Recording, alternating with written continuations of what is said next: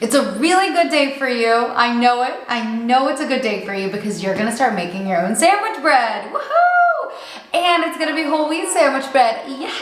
We are excited. I don't know how many times you've gone to the store, you think you're getting whole wheat bread and just you're being healthy as a peach. I don't know where I came up with that metaphor, but you're just a healthy peach.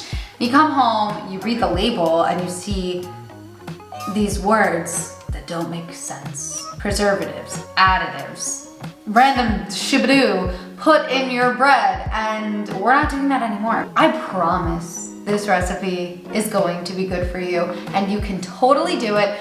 A few things before we get started. I definitely recommend having a standing mixer for the most accuracy. Of course, you can knead by hand. But when we're using whole wheat flour, it does get more tough. Another thing, there are 2 rising proofing stages of this bread. I've tried it every single way. I've tried it with 1 proofing stage, and I've tried it with a second one. The second one helps. So follow my recipe the way it is. Yeah, I promise you can do this.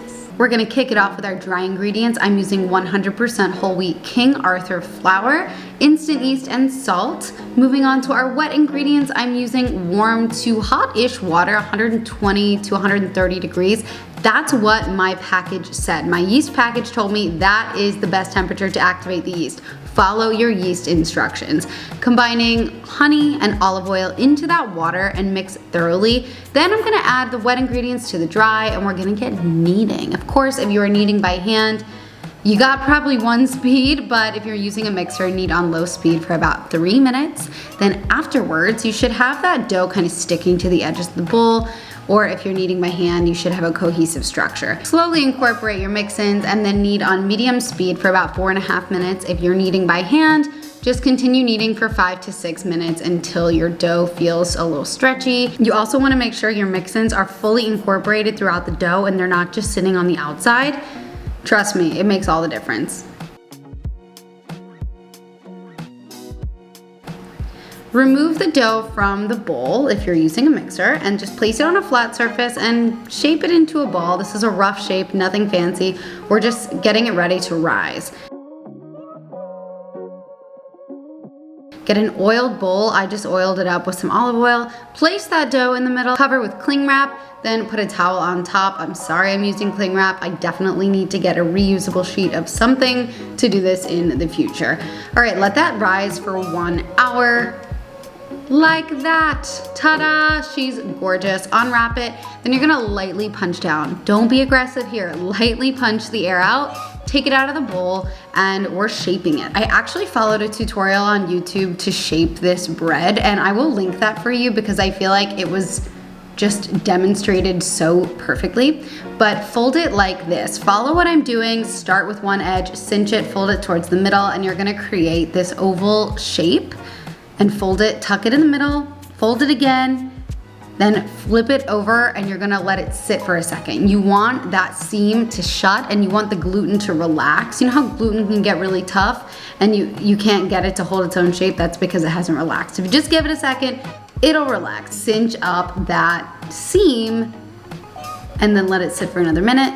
Pop it in a loaf pan that is oiled, of course. I used olive oil again. Cover it with your evil cling wrap and then put a towel on top and let it rise for another hour or so until it's about 1 to 2 inches over the edge of your pan. If you want to add sunflower seeds, pumpkin seeds, more everything seasoning, flax seeds, whatever you want to the top of your bread, now is your time to do that. This is what your bread should look like before you put it in the oven. You see how it's just risen above the edges. It's uniform. And you can even see the air bubbles in there. Like, it is ready to go. Pop it in the oven and bake at 350 degrees until you have a gorgeous sandwich loaf like this.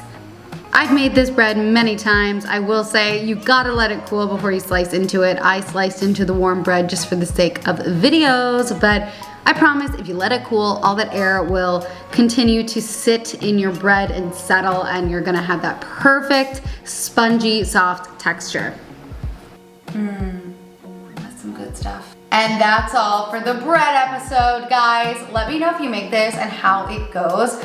And of course, if you want more recipes, anything, talk to me, whatever you want, follow me on Instagram, Dining with Skyler, and the full written version of this recipe is in the caption below. I'm gonna go sleep on this bread pillow. Goodbye.